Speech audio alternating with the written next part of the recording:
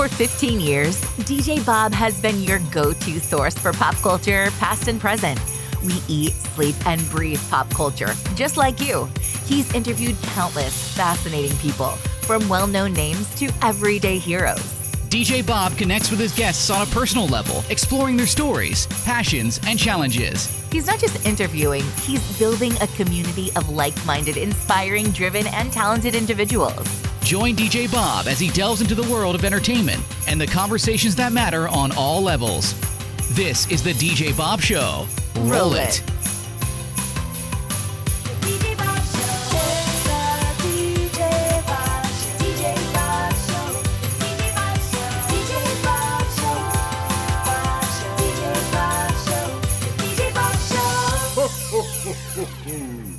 What better way to celebrate the holidays than with friends? We've got quite the guest list here. Could we go around the Zoom room here and kind of introduce ourselves and what we're here to talk about today? I'm Marc Brown. Arthur made me come here today, and I'm excited to talk about one of my favorite Arthur shows, Arthur's Perfect Christmas. Hi, my name is Peter Hirsch. I was the head writer of Arthur for many years, and I am excited to talk to you, Bob, and to be talking with you all today. And I wrote the Christmas special. And you co-wrote it with Marc, correct? No, Peter did all the heavy lifting. Yeah, I mean, Then you got writer credit for some reason. I know. Executive producers do that, you know?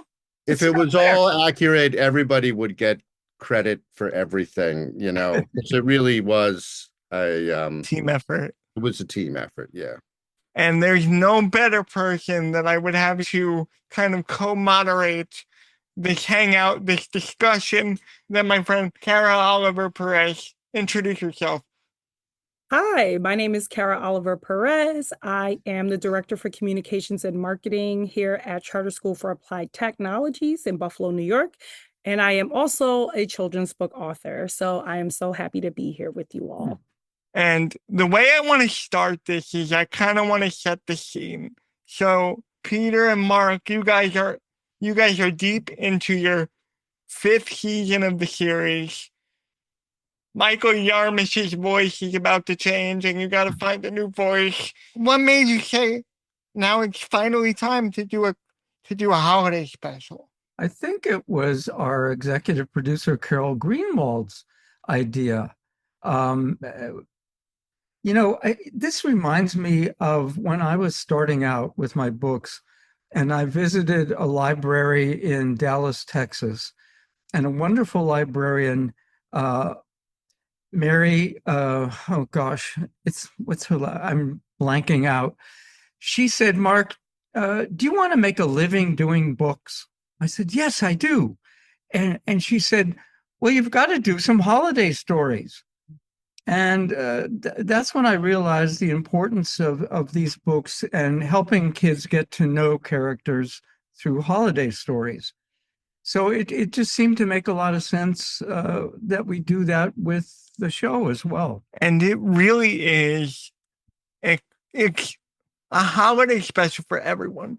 Kara and I were talking just before you got here about how inclusive this show is, because you're not alienating a group. You didn't just do a Christmas special. Christmas may be at the core of it, but it's literally for everyone. So Peter, do you want to speak on that? Like, what was the balance like of including all the different celebrations? It was important to all of us that it was more than just about a specific Christian holiday. And that time of the year impacts everyone. You know, it's dark, the winter is long, and everybody wants something to celebrate. Yeah. It was a strange thing about the Arthur history and that special in general is that we had never given ethnicity or race to any of the characters. Yeah. And so we realized that in doing a holiday special, you have to do that. And so for us, it opened up a door in a good way to go much deeper into these characters, to make Francine Jewish, to make Brain celebrate Kwanzaa. And initially, I thought, or I suggested that Buster would be atheist. Yeah. And, you know, And that's kind of where Baxter Day comes in. Yeah. And that was the only pushback we got from PBS, that maybe that wouldn't be a good choice. Could we do something else? And so we're never specific about, you know, what the Baxters are in terms of their own religious beliefs. We just make it all about the stress that Bitsy feels. Anyway, so that was a fun opportunity to have a sort of eccentric family who decides to do something, you know, radically different. And it's something I've never seen in a holiday special, you know. Before or since, for real. I've never seen it before or after that. And it's so special. Pardon the pun, but yeah. It's interesting because I was just watching. I hadn't seen it in a long time. Yeah, me neither. And I was just watching it before today. The special starts out about a day, and it becomes about other people. Yeah. You know, so that it's really what Buster does with his mom, how he spends his time with his mom. It's really about the friendship between Francine and Muffy.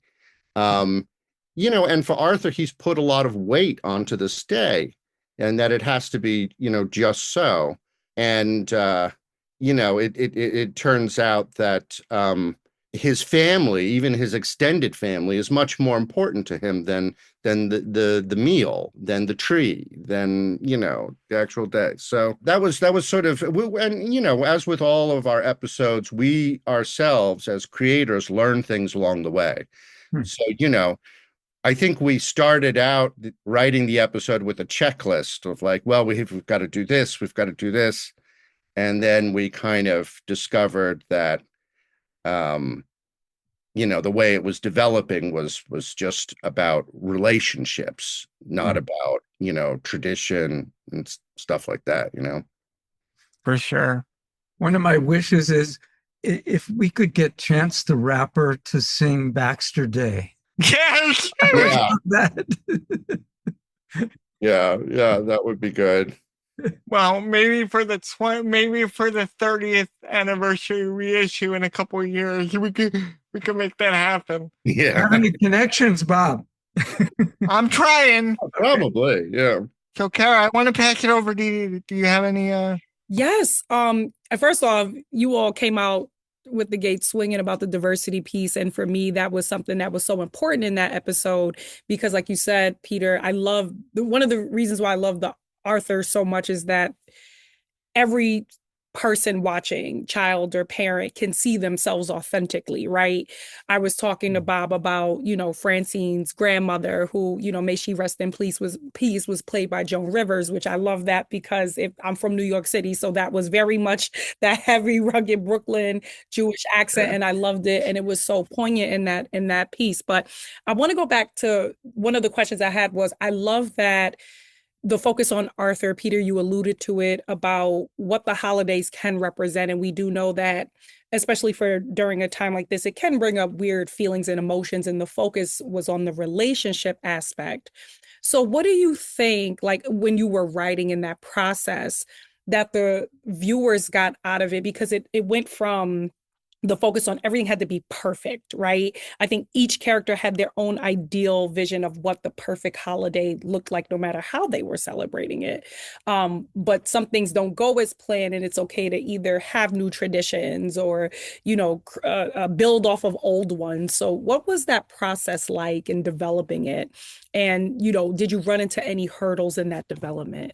At the outset, we definitely wanted to do something about stress, because the holidays can be very stressful for a lot of different reasons. The idea that something's definitely going to go wrong with anything that you have in your head crystallized like that. Enter Uncle Fred. Yes, and so something's definitely going wrong. The question then for the characters and the viewers, hopefully, is can those accidents be opportunities? When your expectations are foiled, what is that opening up? Can you make lemons out of lemonade? Yeah, can you make lemons out of lemonade? And more specifically, when things don't go right, you learn more about the people around you. Yeah. Right.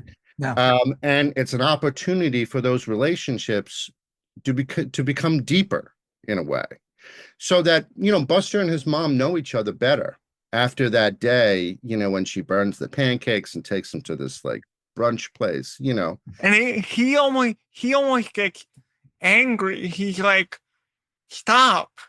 It doesn't have to be this preconceived thing that you have in your head. Yeah, stop trying so hard to reproduce something. Like, I'm gonna remember this more than whatever thing you had planned.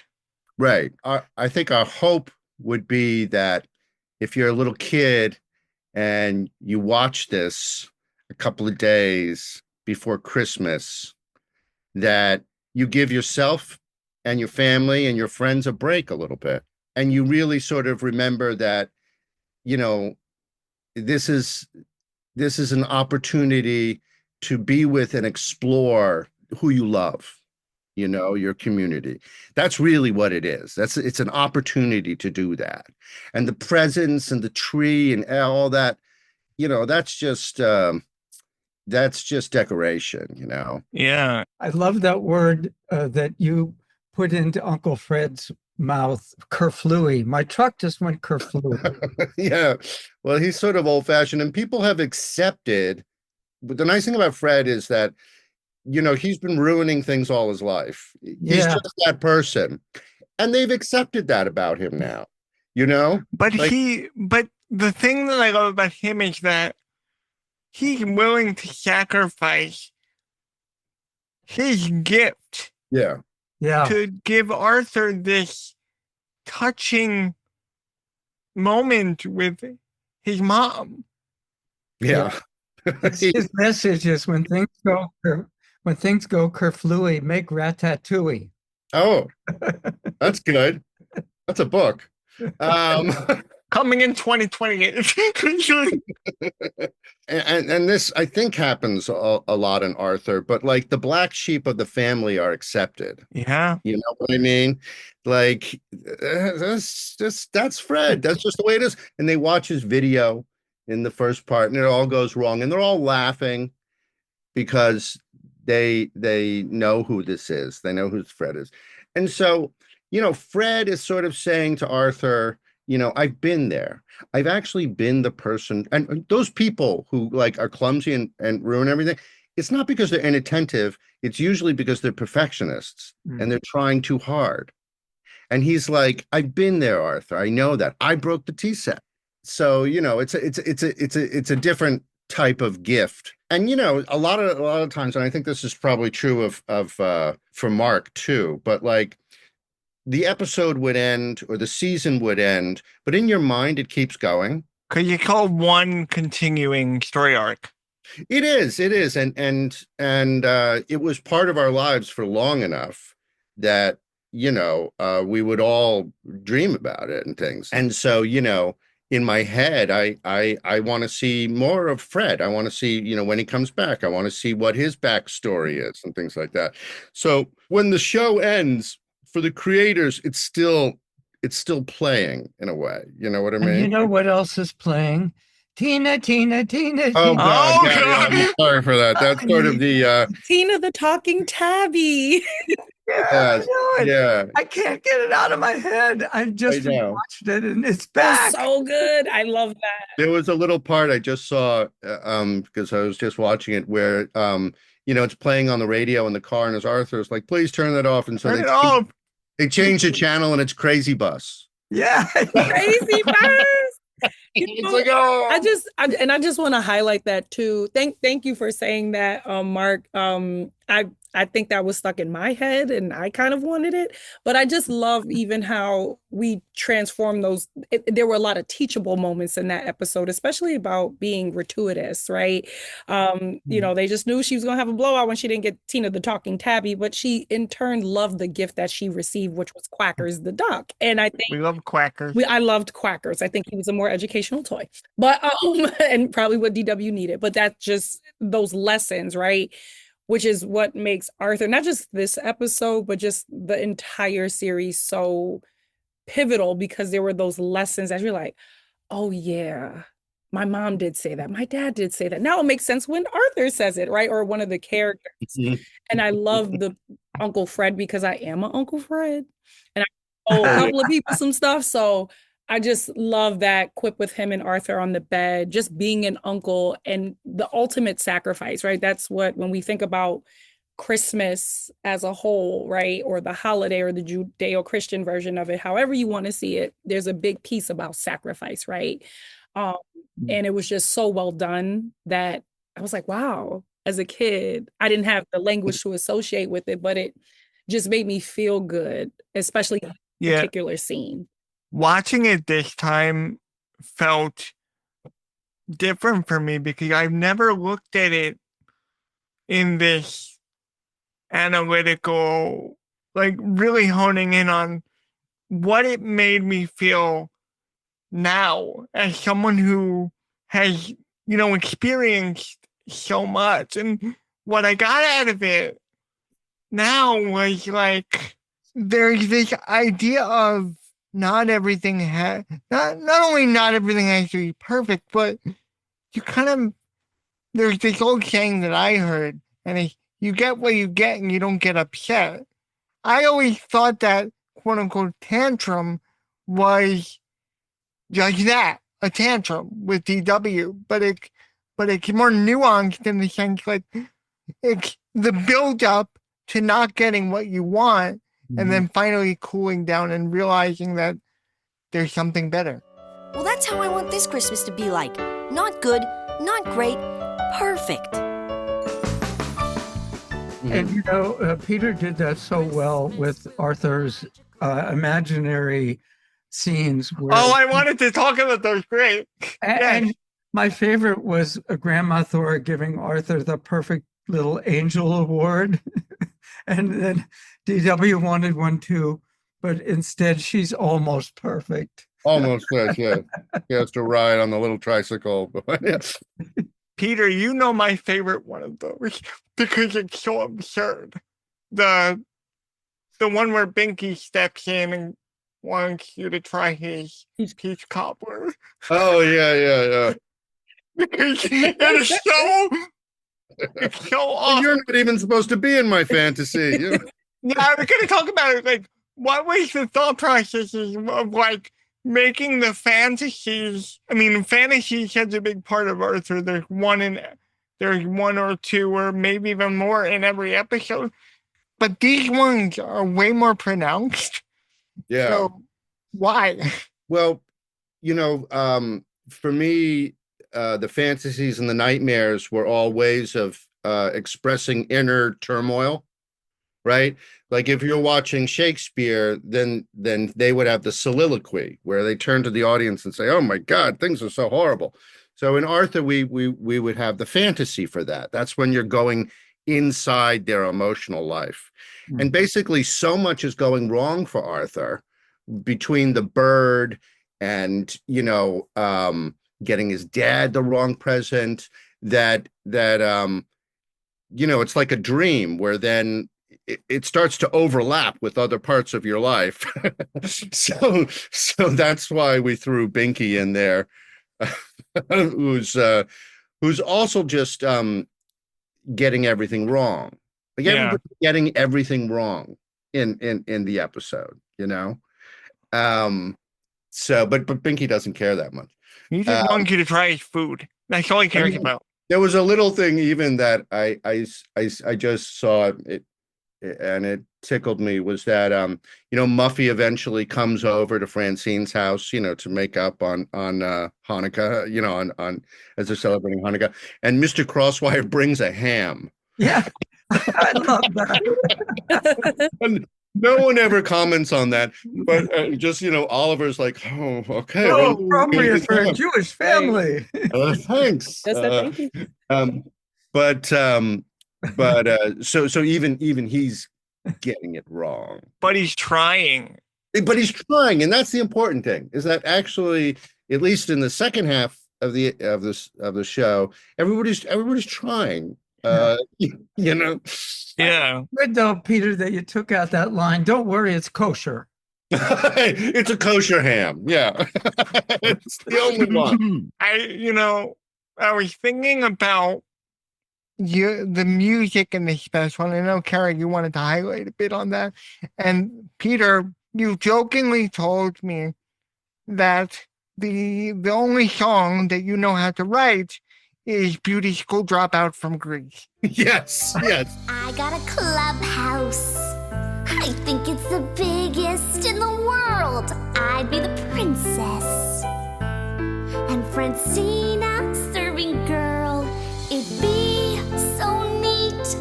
And if she was sweet, I might even let her be queen. But not this year, 'cause I can't call Francine.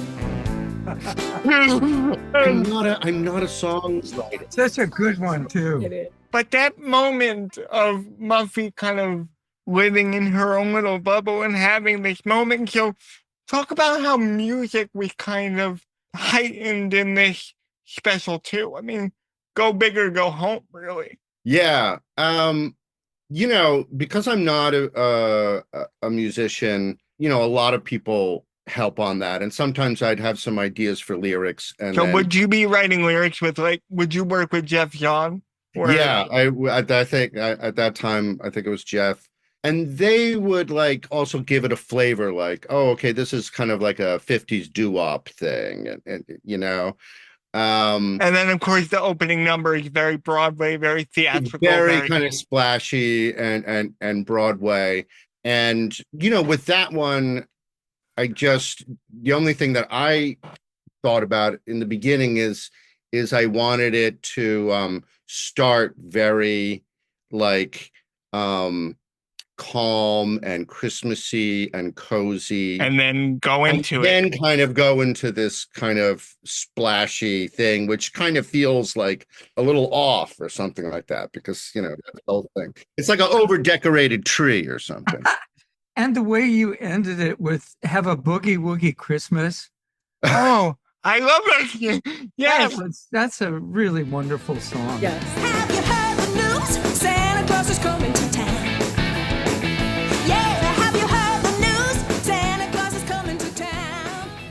And of course, writing a song like Baxter Day, because Baxter Day isn't a thing. So that must have been kind of a brainstorming session of all of you. What do we want this moment to entail? 'Cause it's Baxter Day. Oh yes, it's Baxter Day. Stop whatever you're doing, let me hear you say, today is Baxter Day. And the animation was so rich within that song. Yeah, I like that. I was so impressed at, the innovation and things that Greg brought to that with his animation. We love Greg. Yeah, I think that I think he probably took the song in that direction, then it's like a spaceship and flying out in outer space, and just, thinking about like, well, there's two aspects to Buster's holiday. It's like, one is I don't want my mom to be stressed, so we can like stay in our pajamas and stuff like that. But the other aspect is like, oh, if a kid could create a holiday, what would it be like? And Yeah. Buster's probably eating like 5,000 calories. That's my favorite. That's my favorite line. He goes, and maybe eat a snack or 5. Yeah. I think nowadays, I think we'd probably be a little like, oh, that might be not such a great message. But but I seem to recall Greg being like, what if he was going to outer space? What if he was, so.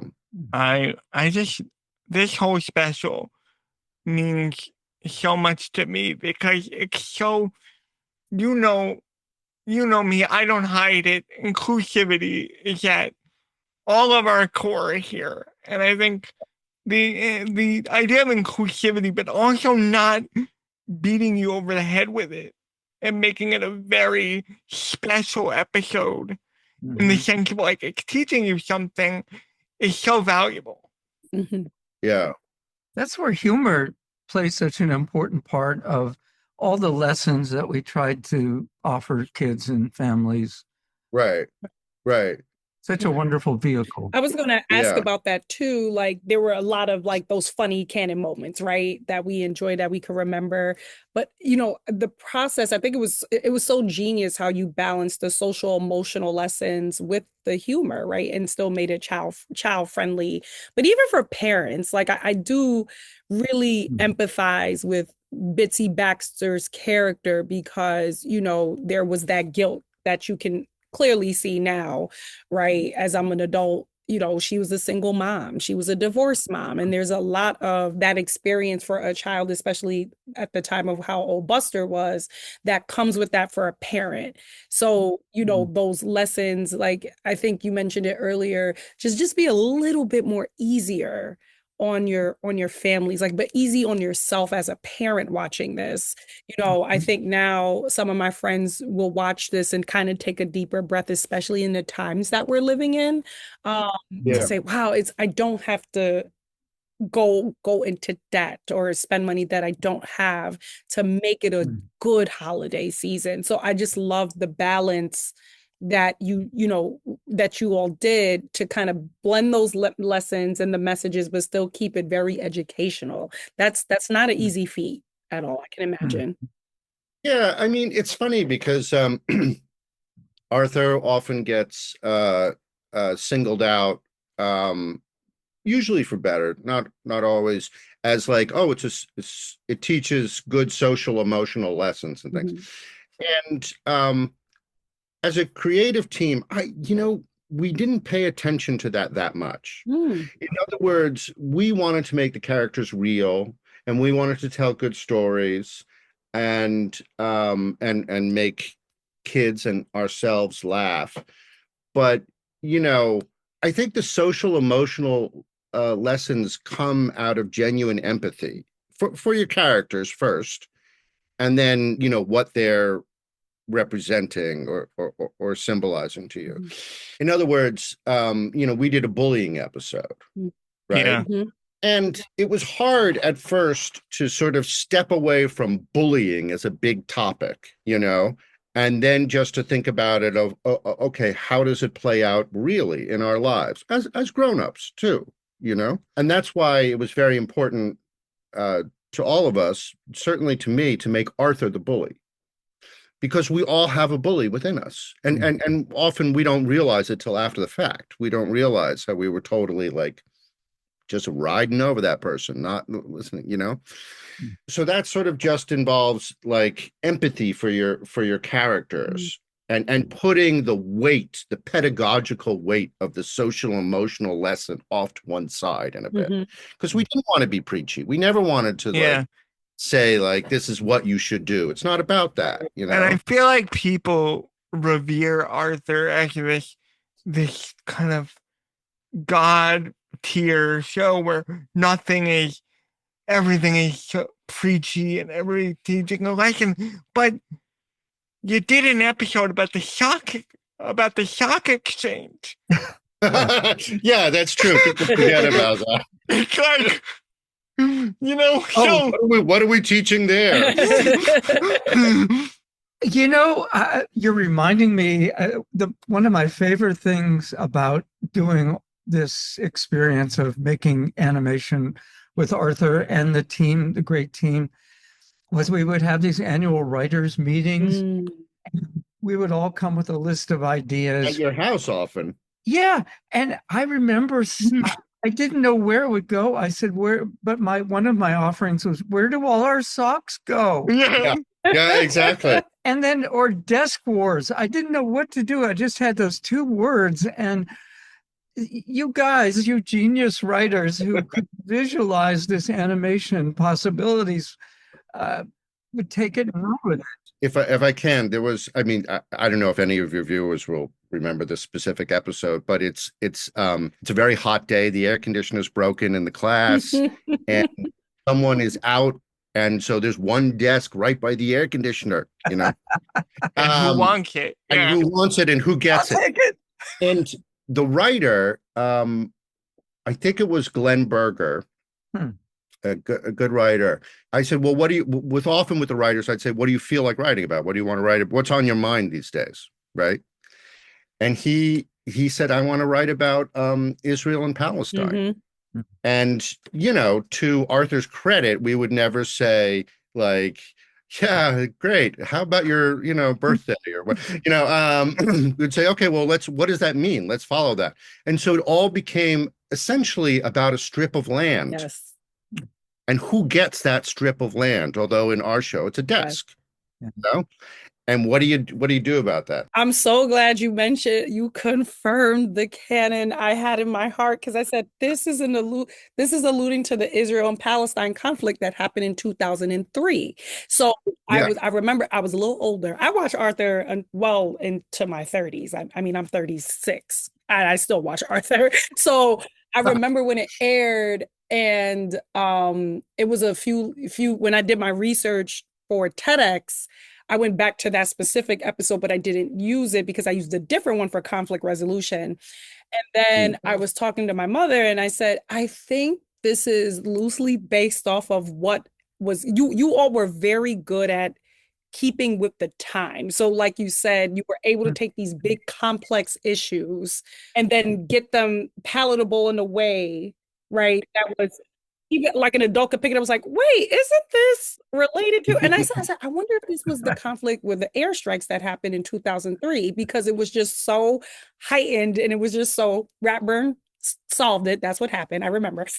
Right. And I think, unfortunately, like, I think that's the only way we could get out, is that some big God type character has to say, that's it. It was thank you for confirming that, because I remember I still have the notes of different subjects that we had.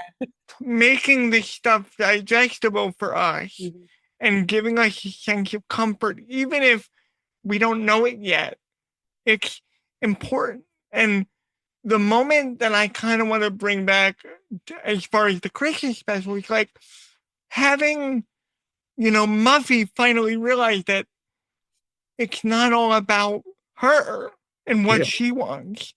And it's what was kind of the thought process of, writing that moment and making it so real. It's funny watching it now. I mean, their relationship is so strange. Because I watched it and went, oh, because in the beginning you think that Muffy doesn't care. Right.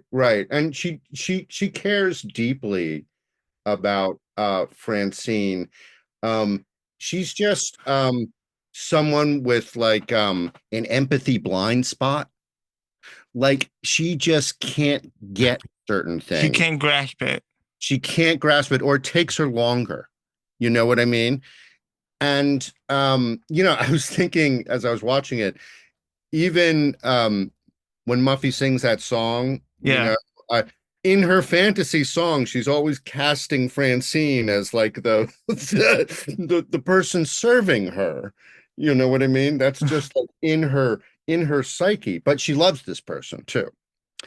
So there's a moment when Muffy and her dad go to the ice cream store and they're sad, and Brain is like showing him, he's giving them special, like the Kwanzaa special ice cream. And she that's sort of a moment where she turns and says like, well, maybe I could have a Kwanzaa party because then Francine could come. That's a shift for Muffy, because all of a sudden now she's realized that having her friend there is more important than anything. What she wants to do is adjustable, but even in that moment, because the actors are really good, it's almost like you can see she's thinking about it, but it's not totally sinking in yet. I loved writing for Muffy because she was clueless in a very American way, very like she actually has a good heart. I hate using this term, but privileged. Yeah, very, very privileged, and she has a good heart, and she thinks of herself first. And that's just the way she is. But that doesn't make a character a villain. No. You know what I mean? It almost kind of opens her up a little more. Right. I never got villain from Muffy, especially I think sometimes unlikable just because of her lack of awareness. Sometimes do you not see? But I love the way she's written, and especially in this episode, because she just wants to be with her friend, but she doesn't understand that there's things outside of her own identity, right? Mm-hmm.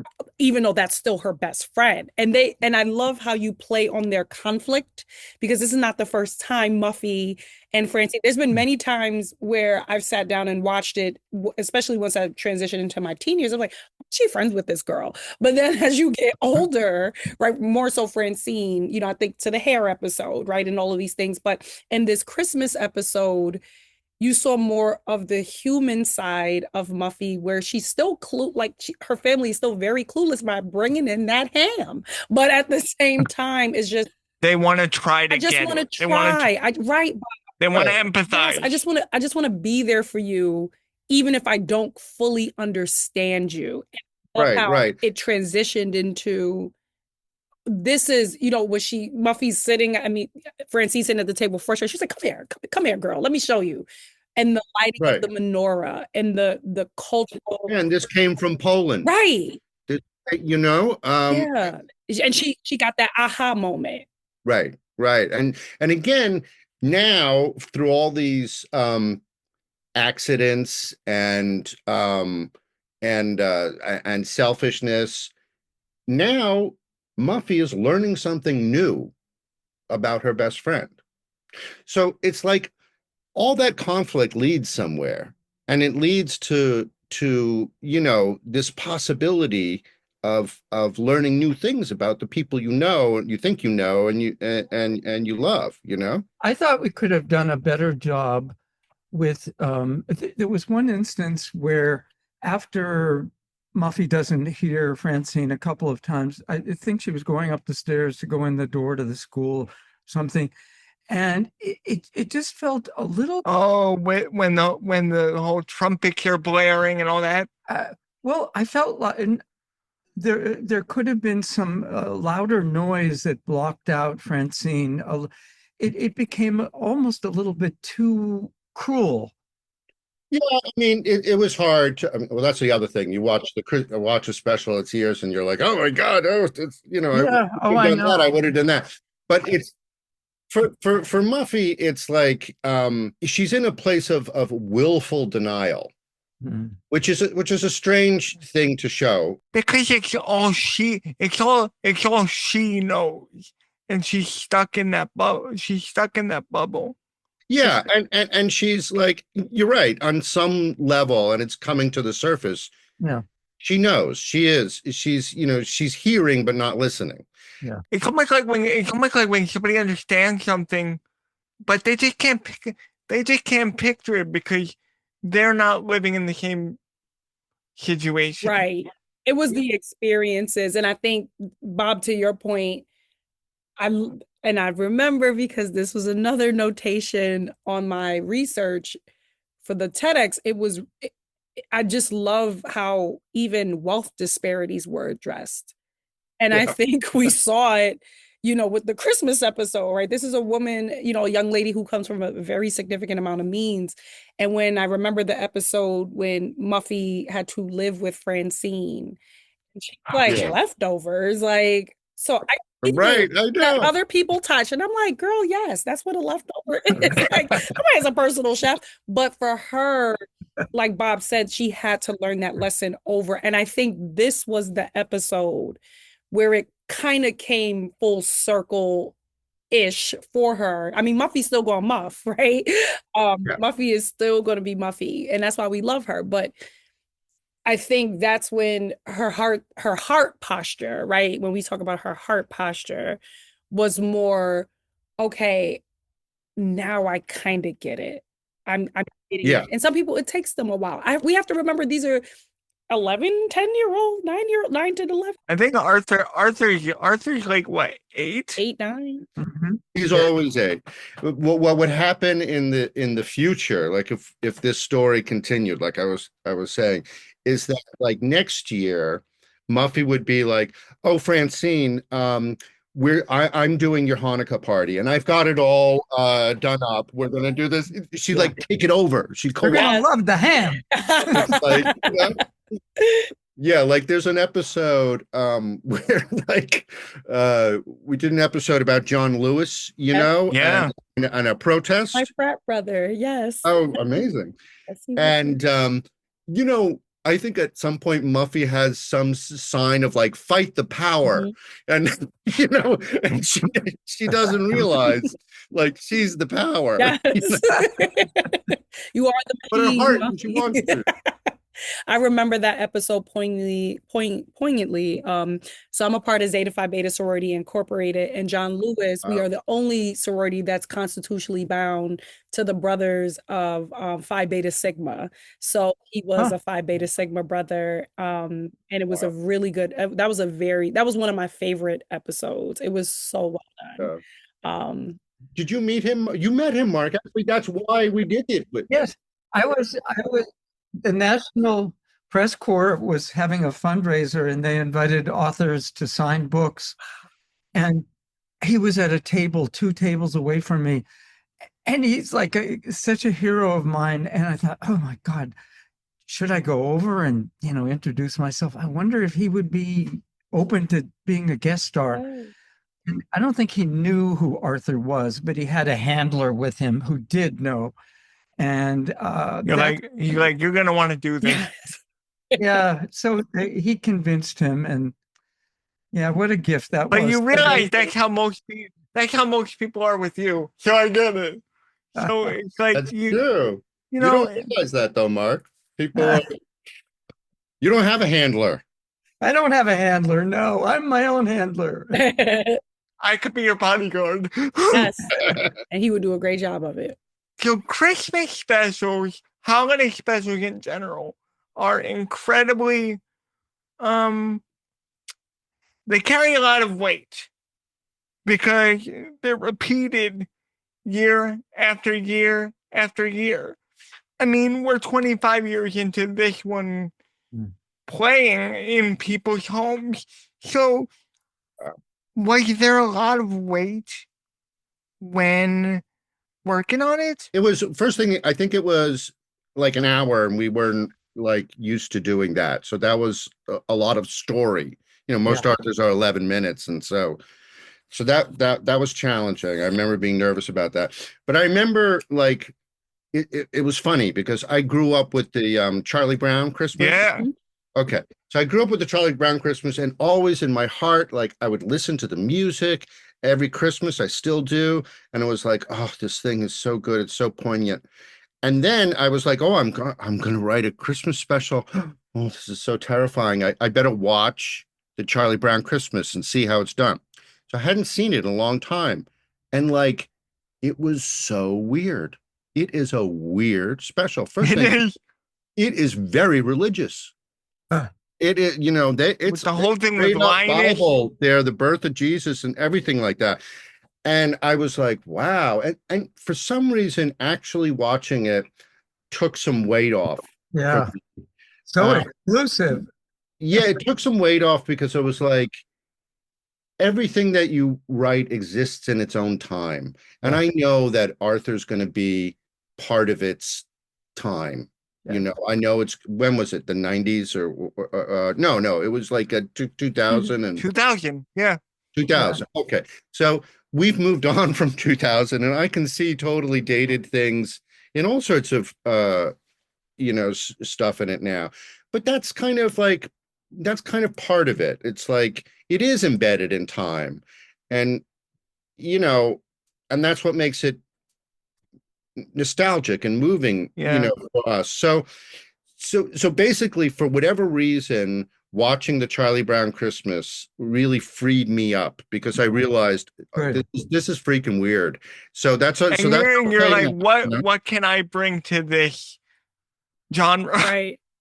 Yeah, I mean, that was more like, okay, I know I want to write about, and I think other people did too, but I want to write about anxiety because that was like my Christmas experience. So everybody's dealing with anxiety in that episode. Right. So, but it just stands out, the whole episode, because I think I'll speak for me personally. I think the biggest piece was that there was a mirror in there. Especially for me as a child, because I got to see what Kwanzaa looked like represented. Right, and there weren't. That wasn't. I don't remember. The only thing we had was Rugrats. Right. And that's it. Right. That's it. And that was it. And that was really just at that. And it was just like even a small piece of that. But I think even just, I mean, it was a step, but this was inclusive to everybody. Right, to everyone, right? Like everyone got to see themselves, like going back to the Hanukkah piece, right? How many Hanukkah specials we have outside of 8 Crazy Nights by Adams? Right. That came later, right? Or 2 years later, maybe? Yeah. Oh, sorry, I froze there for a minute, but we don't have many earnest and what I would call honest representations. And I think that was my question that I had was, if you could go back and redo that episode, what would you include or what would you even take out? That's a really good question. Mark, what about you? Do you have things that stand out that you would either take out or include? The way we drew milk in glasses. It bothers me so much, I confess. No, if there were ways that we could have made the distinction of what each of these characters was celebrating flow a little more freely and effortlessly, I would. And I know that's a really difficult task because we only have so much time. We tried to do a lot within that 1 hour. And, George celebrates a holiday, and we don't even see that past the schoolroom. I mean, we see it for a second. What even was that? I was trying to think about it, but it was like there was a name for it. I forget what it was. But again, we don't see that enough. Yeah, I mean, I think we probably started with more threads than we can follow up on. Like, I wanted to see Binky at the homeless shelter. Oh, yeah. If there was one issue that I would focus on a little bit more now, it's money. I mean, it's kind of in the background of that episode. It's like there's a lot of consumerism and the mall is kind of crazy. And, there's Muffy's over the topness. But I think I would put in a storyline about like, hey, what's it like to have Christmas when like, it's not as good as last year. It's like we're in debt and, what making the best of it. Yeah. And just like that whole element. I mean, people spend way beyond their means, this whole period coming up of like December, things like that. And they feel like they have to.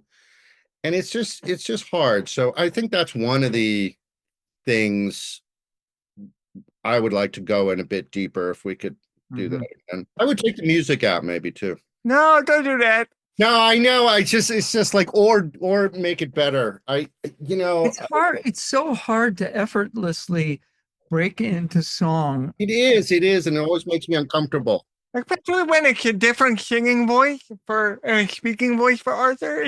Looking back at it now, it's like, that did not come out of his mouth.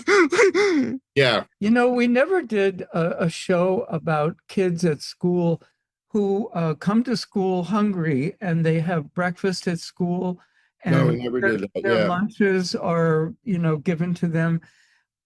And to take the stigma away from that, I mean, I saw that at so many schools I would visit when I would go and talk. And I always thought, gee, we could do something with that. And we never got around to it. I totally agree. And when you look at Elwood City, it's like pretty nice. I just, Yeah. I that's an area that if we were starting from scratch, I mean, we have this series on HBO now, Hop, but it's not, it's a fantasy world. It's all fantasy. So it's not, but if we were doing a real show, like we might be doing, I would focus on financial disparity. It's so huge, I love that for so many reasons. I've worked in K-12 education, for the better part of my career, and I can tell you, working in a Title I school, it does come with its challenges, and that's something, even as a children's book author myself, I'm very intentional about showcasing the experiences of the majority, right? Because I think, one of the things I loved about Elwood City, it could have been New York City. No, I think Elwood City maybe was more of a, what'd you say, like a Long Island? Oh, yeah, or Connecticut or something like. Yeah. They have a city called Crown City, which is nearby. That was the perfect alliteration to New York City, because a lot of my friends in college were like, I want to come to New York City. I said, I don't live in Times Square, New York City. I live in El Barrio, New York City. So that's what you're going to see. Do you know how many times I have to explain to people? It's like, I live in New York State, not New York. It's like, even up here in Buffalo, we're the Queen City, right? So even with that, but Buffalo has some of the highest poverty rates, and it's one of the most segregated cities. And I said, after, especially after May 14th, which was such a tragedy. And right. It impacted one of the most,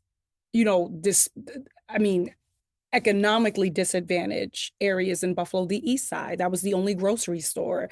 When we think about school proximity, library proximity, there's a literacy like desert here. And so there are organizations working hard to address it, but I would say that addressing food insecurity and food deserts is so important, because a lot of children, a lot of families do face it. And I'm speaking as a, firsthand educator myself. It could be really, really hard to see it. Yeah. The reason why I wanted to have you all here is because we've all had a rough year. There have been a lot of things that have transpired in many different ways. But one of the things that brings me joy is bringing people together to talk about things that we love, especially during the holidays. So to wrap this up, what does this special mean to you now? I think a lot about what purpose does nostalgia serve, right? Like, what is it for? And, why do we go back to things that moved us as a child, or a young adult? Or for me, 20 years ago, as I was a younger person, I was writing, and I think like it's because the feelings that you felt there aren't dead. But you want them back. Yeah, you want them back, and you can't have them back in the same way. But the feelings I had, both writing that show, working with the Arthur team, that excitement, that like, wow, you can do this in kids television. I didn't know. I thought it was just a good gig. And things started to change because of the people that we had on this team. We just thought like, well, we can do anything. We can do anything with the show. And I used to joke that it's like, well, you can't have sex, kicking, or cursing. And then I was wrong about the cursing because we even did a cursing episode. Yes. And so I was like, so that feeling of like, wow, you can actually do anything you want and you can reach a lot of people and kids will like it. And why? I don't know. I don't care, but I'm going to write, that feeling doesn't have to die. And sometimes when you go back and you revisit something, you remember that even though I can't have what it looks like now, the feeling behind it, that's not dead. That's still there. That's still alive. And watching this show reminds me of that, if that makes sense. That's similar to how I felt because it feels different knowing all of you now so that I can equate these experiences to watching this special. And if there's something about that, I can talk to you about it or just we can share. It's all about the human connection we're all sharing. I mean, the both of you had never met Kara, and now you guys are friendly and are talking. And I feel like that's the power of what you're able to do is connect others. Yeah, well said. To me, it reminds me of how much we have lost for children when they look at us at the screen now. They see the leadership in their country using foul language and saying things that are so outrageous and destructive. Kids look to the screen for truth. And I think Arthur has always given them that. And we just don't have enough of it for children right now. We're taking away education. We're taking away food. It just breaks my heart. I agree with you, Mark. To piggyback off of that, I think this episode is almost like a war cry, right? Like to even get back to some of that fundamental, be a person to and for others. If it's anything that I learned from not just this episode, but just Arthur and the teachings overall, is that community-centered work gets things done. Even as individualistic as we are and have become, I do agree with you, Mark. I do think the media does have a certain collective responsibility to be the purveyors and carriers of not only truth, but to create almost like a moral guise, right? And to be that. We saw that, right? Walter Cronkite, right? At one point in time. And, I think now we have gone so far from that I'm watching educators right now struggle, right, to differentiate and drill into students, this is truth and this is not truth. This is okay and this is not okay. So, this episode means truly a lot, but to me, it stands out how we kind of just got to get back to that fundamental, be a person's person, be your brother or sister's keeper. Kids deserve the best. We have to keep the bar high. Yes. And it's also just fun to relive this with you and celebrate with you and enjoy this moment because there are very few opportunities to kind of have a microscopic look at a piece of media like this. So thank you all for joining me today. And Kara, thank you for co-hosting this. Thank you, Bob. Thank you. Always a pleasure, Bob.